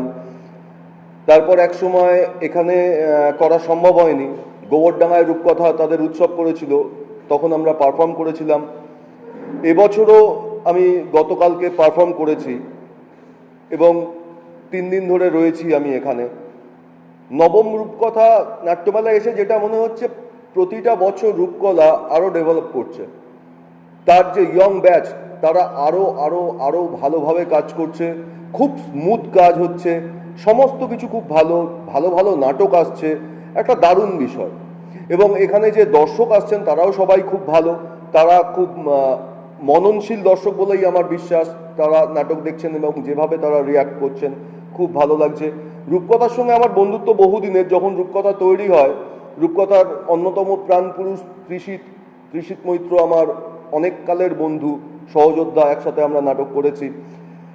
তো তখন থেকেই রূপকথার সঙ্গে আমার একটা সম্পর্ক রয়েছে। রূপকথা কলকাতায় নাটক করতে যায়, এই সমস্ত এলাকা জুড়ে নাটক করে, ছোটদের নিয়ে নাটক করে, সেই ছোটরা এখন বড় হয়ে গিয়েছে।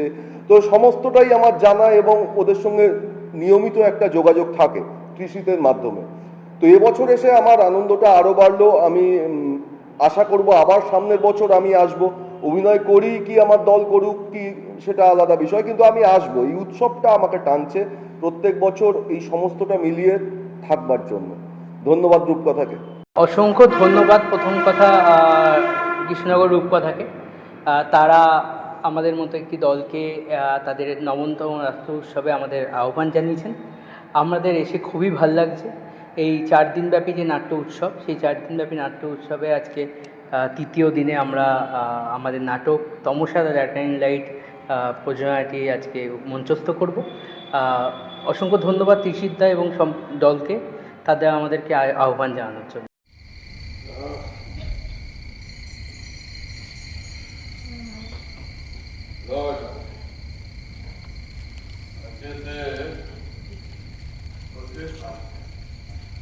আমি তোকে সব শিখিয়ে দেবে।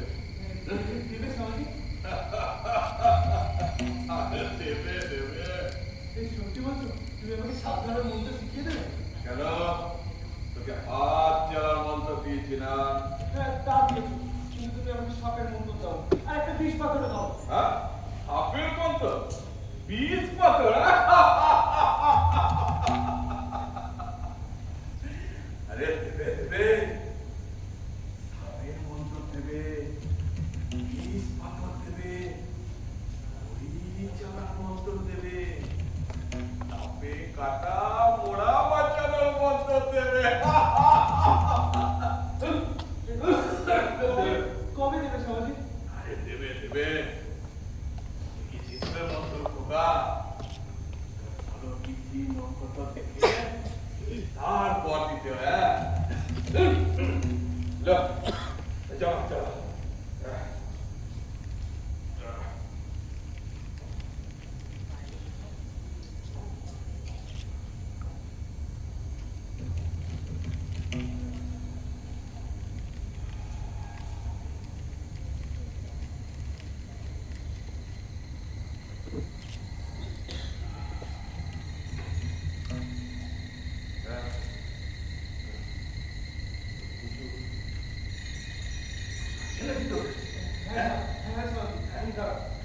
শ্রীকান্ত এই কলকাতাতে ভালো করে খুঁজে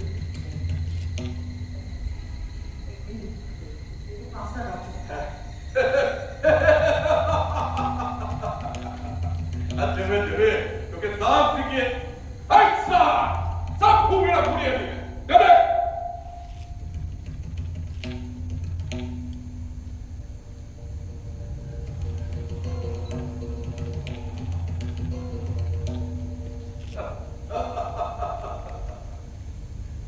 लो बेटा पियो आज खाओ क्यों नहीं पियोगे?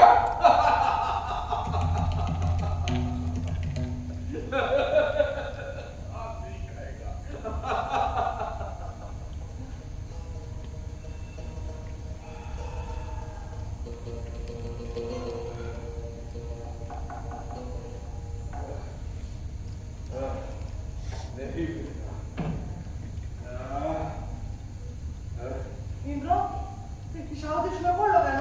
ও কিছু না, একদম কিছুক্ষণ ঘুমোবে তারপর ঠিক হয়ে যাবে। ইন্দ্র তুমি যাবে না সেখানে? কোথায়? বাড়ি। তোমার দিদির বাড়ি তো যাবে না? দিদির জন্যই তো বসে আছি, এই তো তার বাড়ি। এই তোমার দিদির বাড়ি? সে তো সাপুরে মুসলমান। তোকে একদিন সব কথা বলবো শ্রীকান্ত। এই সাপ খেলাবো, দেখবি? সাপ খেলাবে তুমি? হ্যাঁ দেখবি। কামড়ায় যদি কামড়াবে না, দাঁড়া দেখাচ্ছি। সাবধানে যাও ইন্দ্র। হ্যাঁ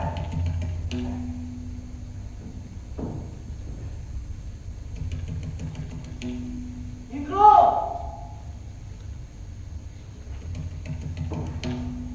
আস্তে আস্তে এসো।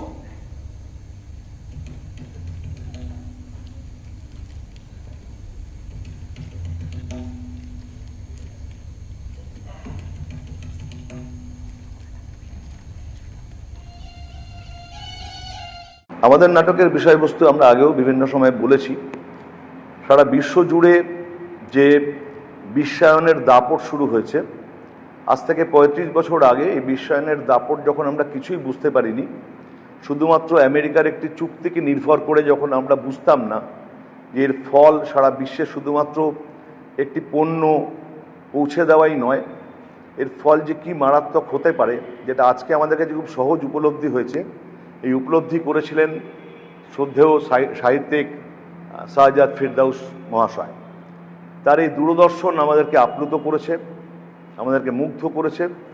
তার উপন্যাস থেকে আমাদের এই নাট্যরূপ, নাট্য প্রযোজনা এবং সারা বিশ্বজুড়ে শাইলকদের যে দাপট, আমাদের প্রত্যেকের অতীত, বর্তমান, ভবিষ্যৎ, সত্তা, আত্মা, কল্পনা, বাসনা সব কিছুকে বিসর্জন দিয়ে দিচ্ছে। আজকে মানুষের নিজস্বতা বলে কিছু থাকছে না, নিজস্ব ভাবনা চিন্তার গণ্ডি আজকে ছাড়িয়ে যাচ্ছে। সেই জায়গায় দাঁড়িয়ে আমরা শাইলকদের বিরুদ্ধে যারা লড়ছেন তাদের পাশে দাঁড়ানোর জন্য লোভের ফাঁদে না পড়ে মানুষকে তার নিজস্ব সত্তাকে নিয়ে বেঁচে থাকার যে অঙ্গীকার করার যে আমরা বার্তা দিতে চাইছি, শাহজাদ ফেরদাউসের হাত ধরে বারাসাত স্পন্দনের প্রযোজনার মধ্য দিয়ে শাইলকের বাণিজ্য বিস্তার সেই কথাই বলে। আগামী দিন এই পরবর্তী প্রজন্মের থিয়েটার কর্মীরা এই ধরনের বার্তা থেকে সচেতন হবে, সতর্ক হবে এবং আগামী দিনে এই লোভের বশবর্তী না হয়ে নতুন নতুনভাবে নিজেদের জীবনের নতুন সত্তা তৈরি করে বা নিজেদের সত্তাকে বাঁচিয়ে রেখে আগামী দিন সুন্দর ভবিষ্যৎ গড়ে তুলবে, এটাই আমাদের বার্তা।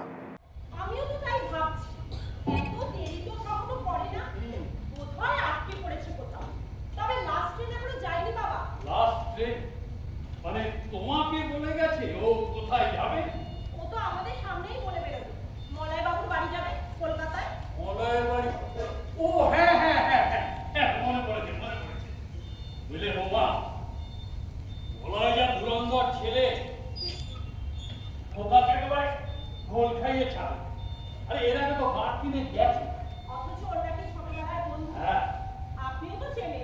ঠিকই তো বটে।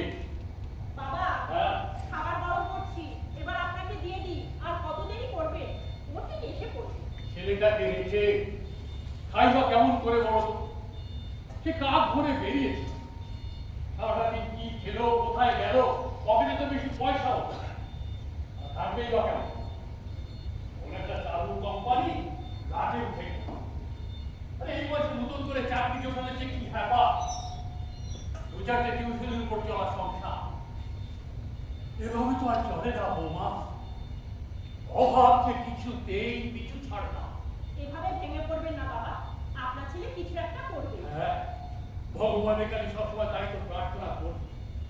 খোকার মায়ের চিকিৎসার জন্য চাষের জমি গয়না গাটি যা ছিল সবই তো শেষ। শেষ সম্বল বলতে এই ভিটে আর ওই জমিটা, আর ওই জমিটা বেশি যদি একটা ব্যবসা বাণিজ্য করতে পারতো, মানে ছোটখাটো একটা দোকান দিয়ে আমি তো কিছুটা সামাল দিতে পারি। আপনার কথাতেই তো কাজ শুরু করলাম, কিন্তু বাদশাহ শ্রী মলয় বাবু তিনবার ঘুরিয়েছে। বলে দিলেই হয় যে নিবি না, তাহলে অন্য খদ্দের দেখতে পারে। আর আপনার ছেলেরও বন্ধু স্মৃতি পরিচয়, সত্যিকারের বন্ধু হলে কি অত খরায়? তবে আমিও বলে দিয়েছি বাবা, আজ একটা হেস্ত নেস্ত করে ফিরো। আমি বলছি একবার ওই চাচার জুপিলের বাড়িতে কি ঘুরে আসবো, বুঝেছো? মানে ওই ওদের ফোনে যদি কোনো খবর না বাবা, এত রাতেই অন্ধকারে, আর তাছাড়া উকিল বাবুরা খুব ভালো লোক, কোনো খবর পেলে বা কাউকে পাঠিয়ে আমাদের ঠিক একটা খবর দিতে। তা অবশ্য ঠিক। আসলে কি জানো বৌমা, খারাপ চিন্তাগুলো সবসময় মাথার মধ্যে কেমন যেন উঁকি ঝুঁকি দেয়। এই এদেশে আসার পর থেকে তো ভালো সময় চোখেই দেখলাম না। সুন্দর সাজানো বাগান ফেলে ছিন্ন মূল হয়ে এখানে আসা, তারপর থেকে উঠোন, এটাই আমার ঘর, আর ঘরই আমার উঠোন। শুধু যুদ্ধ আর যুদ্ধ, যুদ্ধে তো আর জিততে পারলাম না, পিছিয়ে পড়া লোকের লাইনে চলছি তো চলছি।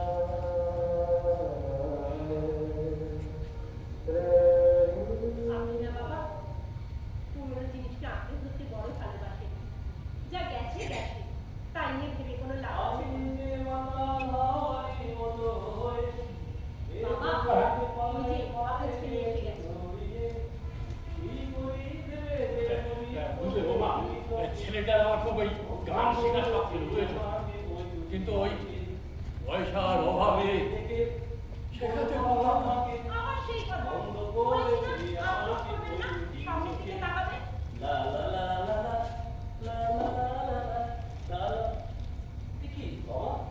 তুমি এখনো ঘুমাওনি? কি ব্যাপার তোমার? মাঝ রাতে গান গাইতে গাইতে ফিরছো, আর আপনার চিন্তায় চিন্তায় বাবা না অযথা বড় চিন্তা, অযথা চিন্তা। আরে তোমার সাইকেল কোথা? স্টেশন থেকে তো আসছো। আরে বাবা বলছি দাঁড়াও, লাস্ট ট্রেনে এসেছি, আর ছুটির দিন, হেঁটেই আসতে হলো। মলয় বাবুর ওখানে সারাটা দিন লেগে গেল তোমার? ও বাবা, কি জেরা শুরু করেছো দুজনে! আগে এক গ্লাস জল তো দেবে। ও হ্যাঁ তাই খোকা, হ্যাঁ বাবা, কিছু হিললে হলো ওই জমিটা? হ্যাঁ বাবা, মনে হচ্ছে একটা হিল্লে হয়ে গেল, একটা দারুণ সুযোগ। এবার খালি সুযোগটা কাজে লাগাতে পারলেই কেল্লা পাবে। তোমার কথা তো আমি কিছু বুঝে উঠতে পারলাম না বাবা। আর ভারী অদ্ভুত ঘটনা বলবো। আজ সকালে ঠিক করেছিলাম মলয়ের সঙ্গে একটা হেস্ত নেস্ত করবো, খালি কথা দিয়ে ঘোরাচ্ছি। পৌঁছে দেখি তখন যথারীতি বাড়িতে নেই। শুনলাম দিতে বিকাল, মনে জেদ চেপে ঠিক করলাম বিকালেই দেখা করবো। সারাদিন এদিক ওদিক ঘুরে বেড়াচ্ছি বাড়িতে একটা ফোক। ও তাতেও তো আবার এই খরচ। তারপরে দেখা পেলে? হ্যাঁ পেলাম। যখন পেলাম তখন অনেক লাভ, প্রায় ওই 9টা হবে। আপনি কি বললেন? আবারও সেই একই কথা ঘুরিয়ে দিল। রূপকথা পরিবারের সাথে আমার পরিচয় বেশ কিছুদিন আগে থেকেই শুরু হয়েছে। ত্রিশিত আমার ছোট ভাই বন্ধুবর, ওর সাথে আলাপ হয়েছে আমাদের আরেক ছোট ভাই বন্ধুবর প্রসূনের থ্রু দিয়ে। তো আলাপের পর থেকে বুঝেছিলাম যে ছেলেটি একটু নাট্য নিবেদিত প্রাণ এবং ও ও যে দলে নাটক করে সেই দলটির নাম রূপকথা, এবং রূপকথার পরিবারকে আমি এখানে আসার আগে থেকেই পরিচিত হয়েছিলাম, এবং সেই পরিচয়ের সূত্র ধরে বুঝতে পেরেছিলাম যে এখানে আসলে আমি কি পাবো, কি দেখতে পাবো, এবং তাতে আমি চমকিত হইনি। আমার প্রত্যাশা অনুযায়ী রূপকথার পরিবারের প্রত্যেকের সাথে মিলিত হয়ে প্রত্যেকের ব্যবহারে আমি এবং আমার দলের প্রত্যেকে খুব আপ্লুত। তাদের আন্তরিকতা এবং রূপকথার প্রত্যেকে আমাদের নাটকটিকে সুন্দরভাবে উপস্থাপনা করার ক্ষেত্রে যে সহযোগিতা করেছেন, আমরা স্পন্দনের পক্ষ থেকে রূপকথাকে আন্তরিক ধন্যবাদ, কৃতজ্ঞতা শুধু নয়, বুক ভরা ভালোবাসায় জড়িয়ে রাখলাম। রূপকথার শ্রীবৃদ্ধি ঘটুক, নবম রূপকথা নাট্যমেলা 90তম রূপকথা নাট্যমেলায় পরিণত হোক আগামী প্রজন্মের হাত ধরে। আগামী দিন আরও ভালো ভালো নাট্য প্রযোজনার মধ্য দিয়ে রূপকথা আরও উত্তরোত্তর শ্রীবৃদ্ধি লাভ করুক, নাটকের অঙ্গনে দিগন্ত উন্মোচিত হোক রূপকথার।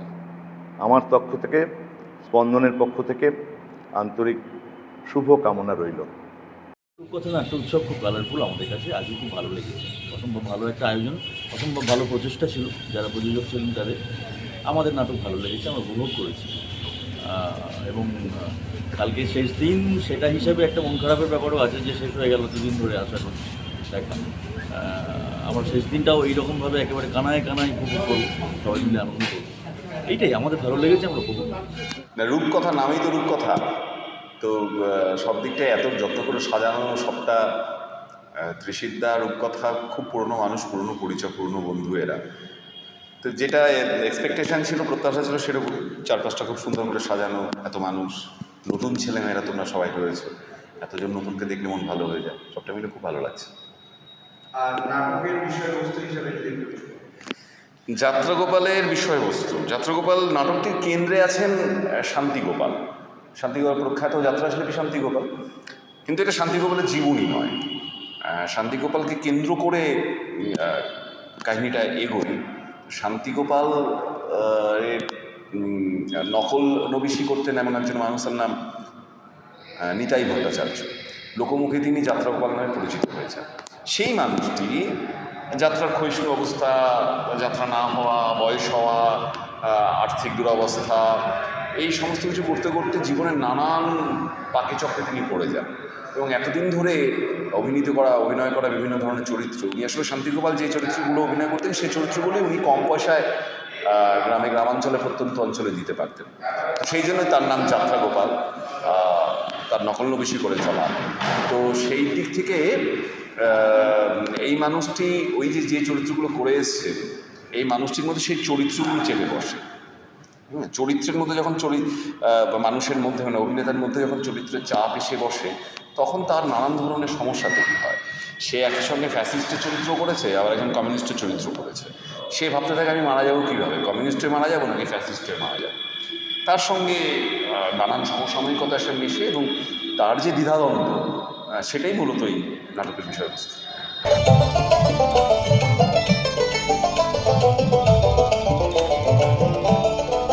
আহারে হৈমবতী শিব সোহাগী রাজার নন্দিনী, আহা রাজার নন্দিনী, তার কপালে পাগলা ভোলা, লোকে কি কবে, লোকে কি কবে। সাজতে হবে, সাজতে হবে শিব তোমারে, সাজতে হবে।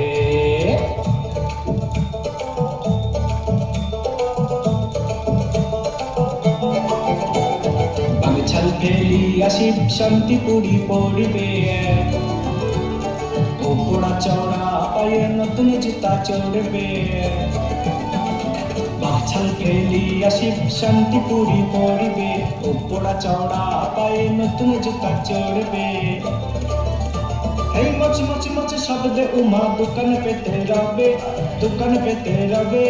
মাছ মাছ মাছ মাছ মাছ মাছ মাছ শব্দে উমা দোকান পেতে রবে। পাড়ার লোকে দিয়েছে শিব বাবু কবে, শিব বাবু কবে। সাজতে হবে, সাজতে হবে শিব তোমারে, সাজতে হবে, সাজতে হবে।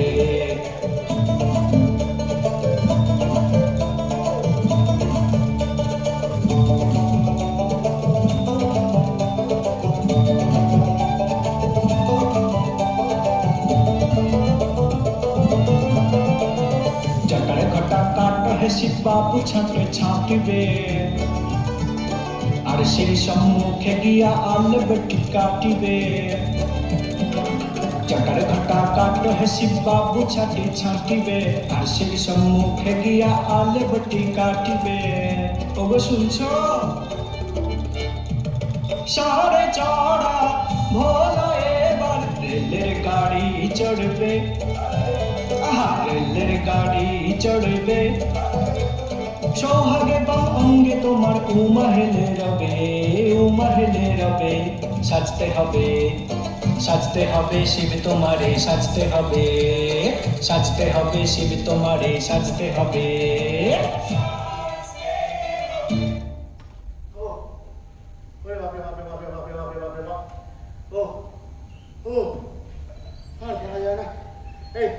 এই 67-68 বছর বয়সে এই প্রতিদিন এসে সংসার আছে তুমি তো দম পাই না দম পাই না বাপরে বাপ এই যে গানটা শুনলে এই গানটা যখন শেষ হতো তখন অন্নপূর্ণা দেবী আসতেন। অন্নপূর্ণা কে করতে জানো? ও এতবার বলেছে ততক্ষণ মনে থাকে না? অন্নপূর্ণা করতো কে? তরঙ্গ। ওরে বাবা রে বাবা, তরঙ্গবালার কি অভিনয় ছিল গো, সে আমি তোমাকে বলে বোঝাতে পারবো না কি অভিনয়। আসলে যে গানটা শুনলে না, এই গানটা আসলে ছিল গাজনের গান। এই গানটা যখন প্রথমে কি করলো, গাজন থেকে এটা সিনেমায় ব্যবহার করা হলো। কোন সিনেমা জানো? নতুন ফসল বলে একটা সিনেমা। হ্যাঁ, নতুন ফসল। আমি আবার বললাম কি, সেই সিনেমা থেকে এটাকে যাত্রাতে ব্যবহার করলাম, মানে পাবলিক যা চায় যা খায় সেই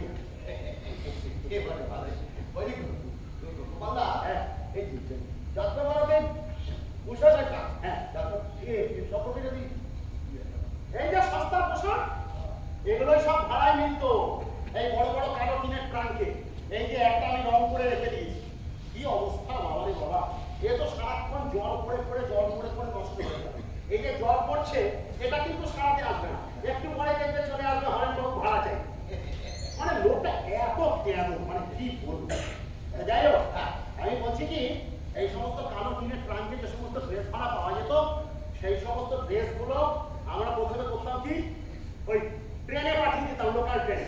তারপরে সেইখান থেকে যে মাঠে ধরো যাত্রাপালা হয়, সেইখানে ধরো টেম্পোতে কিংবা ঘোড়া গাড়ি, গরু গাড়ি, এই সমস্ত গাড়িতে করে চলে যেত। বুঝতে পেরেছো? আচ্ছা, তুমি যে রোজ আমার এরকম ভাবে ইন্টারভিউ দিচ্ছ, আমাকে লোক দেখিয়ে যে এগুলো নাকি কাগজে ছাপা হবে, এগুলো কি সত্যি কোনোদিন ছাপা হবে? মানে দেখে যেতে পারবো নাকি ওই ভোটের আগে যেরকম নেতারা প্রতিশ্রুতির তাপ্পি দেয় ওরকম কি বলেন না? আরে আমি তো বড় খবরের কাগজের লোক নয়, ওই ছোট ছোট খবর তৈরি করি, ছোট ছোট খবরের কাগজে খবর রিপোর্ট বেরোবে। আপনি চিন্তা করবেন না, আমি যেমন বলেছি একবার বেরোবে, বলছি একটা ছবি হবে, বিয়াঙ্কালের ছবি আছে নাকি দেবেন? আছে?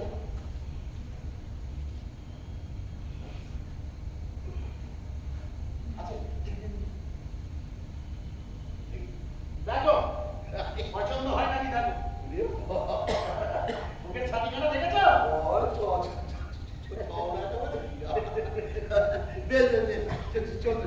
বলছি দাদা, এই যে গ্রামীণ যাত্রা, এর একটা প্রচারটা কেমন করে? প্রচার মানে ধরো এই যে খবরের কাগজ, এই খবরের কাগজগুলোকে টুকরো টুকরো করে কেটে তার উপরে ধরো ওই পালার নাম লিখে ফেলা হতো, আর ওই অ্যারাউন্ডের আঁকা সেই সমস্ত আঁকাগুলো দিয়ে তারপরে বিভিন্ন জায়গায় সেটা কেটে দেওয়া। এই ধরো আমার প্রদীপ সাঁতরা সত্যি অনেকগুলো ভালো নাটক দেখলাম, খুব ভালো লাগলো। আমাদের গতরে নাট্য মেলা একদম জমে গেছে। আমরা যারা দর্শক শেখাই তারা সত্যি উপভোগ করি, খুব ভালো লাগছে। বিশেষভাবে কৃষ্ণনগর রূপকথাকে ধন্যবাদ জানাবো, কারণ এইরকম একটি আয়োজনের মুখোমুখি তারা আমাদের করল। এরকম একটি প্রযোজনা আমরা এইভাবে প্রত্যক্ষ করলাম, অসামান্য একটি প্রযোজনা, বলার কিছু নেই। পুরো দলকে আমাদের এই শহরের তরফ থেকে ধন্যবাদ জানাই, কৃতজ্ঞতা জানাই। আর এই বেশি কথা আর নবম রূপকথার নাট্যমেলা যে নাটকগুলি পরিবেশিত হলো প্রথম দিন থেকে আজ পর্যন্ত, প্রত্যেকটি নাটকই অসাধারণ অসাধারণ। এর জন্য একটা ধন্যবাদ দিতেই হবে রূপকথার যারা কর্ণধার তাদেরকে। এই কারণে তাদের সিলেকশনটা অভূতপূর্ব। আমি কলকাতা থেকে এসেছিলাম নাটকের টানে এবং নাটক আমাকে আটকে দিয়েছিল। আজকে যে অসাধারণ শান্তি গোপালের মানে চরিত্রের অনুকরণে যে নাটকটি চাকদা নাট্যজন করেছে, শেষ ভালো যা সব ভালো, অসাধারণ দিয়ে শেষ হয়েছে। যার মধ্যে খুঁজে পাচ্ছিলাম সুভাষ, হিটলার, লেনিন, মার্কস এবং আমাদের যৌবনে শান্তিগোপালের অভিনীত প্রকৃত নাটক আমরা শক্তিনগর হাই স্কুলের মাঠে আমরা দেখেছি। আজকেও দেখলাম, ওর মধ্যেই যেন সেই শান্তিগোপালকে খুঁজে পাচ্ছিলাম। ওনাকে অসীম ধন্যবাদ, অশেষ ধন্যবাদ। খুব খুব ভালো লেগেছে। Thank you. আচ্ছা, রূপকথা নবম নাট্যমেলায় এসে আপনার কেমন লাগলো? মানে এক কথায় যদি বলি তাহলে মানে অসাধারণ, অকল্পনীয় একটা অনুভব। এত মানে মনেই হচ্ছে না যে কোনো একটা ওই আয়োজিত দেখানেপনা থিয়েটার ফেস্টিভ্যাল। মানে এত আন্তরিক মানুষজন সব, আমার ভাই বোন, দাদা দিদি, আমার জেঠু জেঠিমা, কাকু কাকা, আমার সন্তান সম সব ছেলেমেয়েরা এমনভাবে আমাকে ঘিরে ধরছে। আমাদের টোটাল টিমকে, চাকদহ নাট্যজনকে মনে হচ্ছে যেন একটা পরিবার আমরা। তা রূপকথাকে আমার সত্যি আন্তরিক কৃতজ্ঞতা, আমার অভিনন্দন। আমাদের থিয়েটারের যে বৈপ্লবিক অভিনন্দন হয়, যে কুর্নিশ জানানো হয়, সেটা আমি রূপকথাকে জানাতে চাই। আর কৃষ্ণনগর চিরদিনই থিয়েটারের শহর। কৃষ্ণনগরে বারবার আসতে ইচ্ছে করে। এই লোভ, এই আগ্রহের কথা আমি আবারও বলে যাই। সুতরাং রূপকথা যাক আমাদের কলকাতায়, আমরা আবারও আসবো কৃষ্ণনগরে। রূপকথা সবসময় আমাদের রূপকথার কল্পনার জগতে, রূপকথার জগতে বিচরণ করাক, এইটা আমি আমার শুভেচ্ছা জানানোর মধ্যে দিয়ে বলতে চাই। ভালো থাকো, আনন্দে থাকো। রূপকথা নাট্যমেলায় এসে কেমন লাগলো? না, রূপকথা নাট্যমেলায় আগে এসেছি দেখতে দর্শক হিসাবে, বিগতদিনও ছিলাম। আজকে অভিনয় করতে গেলাম, এটা বিষয় একটা ভালো লাগা যে আমার পছন্দের দল, ভালোবাসার দল সিদ্ধা এবং তার টিম সেই ফেস্টিভ্যালে পারফর্ম করার মজা একটা তো আছেই। আর আজকে অনেক অডিয়েন্স ছিলেন, তারা দেখলেন, তারা জানাবেন কেমন লাগলো, বা এই দলের সবাই দেখলেন তারা কেমন লাগলো বলবেন। এরকম একটা উৎসব আয়োজন করা এবং তারই ব্যাপকতা সব কিছু মিলিয়ে এটা একটা আন্তরিক উৎসব, এবং এই উৎসবে বারবার আসতে মন চাই, কিন্তু বারবার তো সুযোগ পাওয়া যাবে না। তবুও আমরা নাটক তৈরি করবো, থিয়েটার তৈরি করবো যাতে বারবার আসতে পারি। উৎসবের জয় হোক। গত 23শে জুলাই থেকে 28শে জুলাই, আজকে 28শে জুলাই আমাদের নবম রূপকথা নাট্যমেলা চলল 6 দিন ধরে। এই 6 দিনের নাট্যমেলাতে পশ্চিমবঙ্গের বিভিন্ন জেলার নাটক এসেছে। সেই নাটকগুলি কৃষ্ণনগরের দর্শক, শুধু কৃষ্ণনগর নয়, নবদ্বীপ, তেহট্ট, শান্তিপুর, বিভিন্ন জায়গার দর্শক এসে এই নাটকগুলি উপভোগ করেছে। খুব সুন্দর নাট্যমেলা হয়েছে আমাদের। প্রতিবারই আমরা এইভাবে নাট্যমেলা করে থাকি এবং মানুষ উপভোগ করে আমাদের এই নাট্যমেলা। আগামী বছরগুলোতেও আমরা এইভাবেই এগিয়ে নিয়ে যাব। আমাদের দশম, একাদশ, দ্বাদশ এভাবে আমরা পথ চলব। এখানেই শেষ করছি। খুব ভালো লাগলো এবং আয়োজক সংস্থাকে অসংখ্য ধন্যবাদ, যেরকম একটি নাটক আজকের দিনে করবার জন্য। ভীষণ ভালো লাগলো। শেষ দিন তো অসাধারণ নাটক দেখলাম, স্পিলবঙ্গ। কিছু বলা নেই, রূপকথা এগিয়ে যাবে। আমি বিগত 2 বছর ধরে রূপকথা নাট্যমেলা দেখতে আসছি। আগেরবার আমার খুব ভালো এক্সপিরিয়েন্স ছিল, দ্যাটস ওয়াই এবারও এসেছি। এবারকার একটু আমার তরফ থেকে খুবই ভালো, খুব এনজয় করেছি। 4 দিন এসেছি, রোজ আসুন 4 দিন এসেছি, বাট খুব ভালো লেগেছে। পরের বারও একদম আর বলতে আমি তো কৃষ্ণনগরে মাঝে মধ্যে নাটক দেখতে আসি। সিদ্ধা আমার খুব কাছের লোক, খুব কী বলবো। আর এই নাটক সম্বন্ধে এই মুহূর্তে বলা, এখনও নাটকের মধ্যে ঘোর হয়ে আছি। আর বিশুদ্ধা ভালো কাজ করেন এই যাবৎকাল। বিশুদ্ধা আমার ফেস্টিভ্যালেও গিয়েছেন। সবশেষে বলবো রূপকথা এবং বিশুদ্ধাকে অসংখ্য ধন্যবাদ। ভীষণ ভালো লাগছে। মানে আমি আসলে আমাদের ওই হরিপুর থেকে আসতে হয়তো আমরা আবার মাঝে মাঝে ভয়বন্ধু চলে যাই। তো ইচ্ছে তো থাকে যে সব কটাই দেখি আর বিশেষ করে এখানে যে এতভাবে ঘুরেছি, এত সুন্দর সম্ভার এখানে আনে, একটু দেখাচ্ছি চেষ্টা করছি। এর আগে আরেকদিনও চেষ্টা করেছি, কিন্তু ওই সূত্র ওঠেনি, ওই সময় মতো আসতে পারিনি। আজকে যেমন কলকাতা থেকে আসছি, আমার খুবই ভালো লেগেছে। আর এই উৎসবটাকে আমার যেন মনে হয় হয়তো উপস্থিত থাকতে পারি না, কিন্তু আমার এটা বোধ হয় আমার নিজেদেরই আর কি। রূপকথার ফেস্টিভ্যাল এবার গ্র্যান্ড সাকসেসফুল, ভীষণ ভালো হয়েছে। প্রতিটা নাটকের সিলেকশন খুব ভালো ছিল, প্রতিটা নাটক ইন্ডিভিজুয়ালি ভালো হয়েছে। আজকের নাটক তো ফাটাফাটি, মানে যাত্রা গোপাল। তাছাড়াও প্রতিদিনই নাটক ভালো নাটক হয়েছে। নির্মাণ, বিষয়বস্তু, কোনো কোনো নাটকের বিষয়বস্তুতে হয়তো আমার ব্যক্তিগতভাবে কোনো অন্য মত থাকতে পারে, কিন্তু নির্মাণ অত্যন্ত ভালো। আর যেটা আক্ষেপ আর কি, সেটা হচ্ছে আরেকটু বেশি লোক হলে পরে, আরেকটু বেশি দর্শক থাকলে পরে এই ফেস্টিভ্যালটা আরও বেশি মানুষের কাছে যেত, মানুষ ভালো নাটক দেখবার অভিজ্ঞতা নিয়ে বাড়ি ফিরতে হবে। শুভেচ্ছা রূপকথাকে, শুভেচ্ছা রূপকথার সকল সদস্যকে, শুভেচ্ছা থিয়েটারের জন্য। আপনার আমি আজকে দুদিন মাত্র আসতে পেরেছি। শনিবার দিন এসেছিলাম, আর আজকে এসেছি।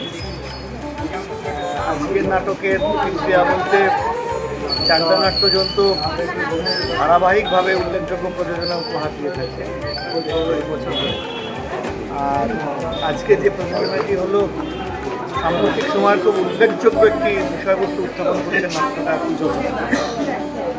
আর এই মুহূর্তের সচল পরিচালক সুদীপ্ত দত্ত দক্ষতার সঙ্গে নাটকটি উপস্থাপনা করেছেন। অভিনেতা সঞ্জীব সরকারের কথা কিছু বলার নেই, বলার কিছু অসাধারণ অভিনয় করেছেন। মঞ্চসজ্জা অসাধারণ, প্রত্যেক অভিনেতা অভিনেত্রী অসাধারণ করেছেন। আর রূপকথা আমাদের এই সুযোগটা করে দিয়েছে, ধন্যবাদ রূপকথাকে। এরকম সুযোগ আবার দিই।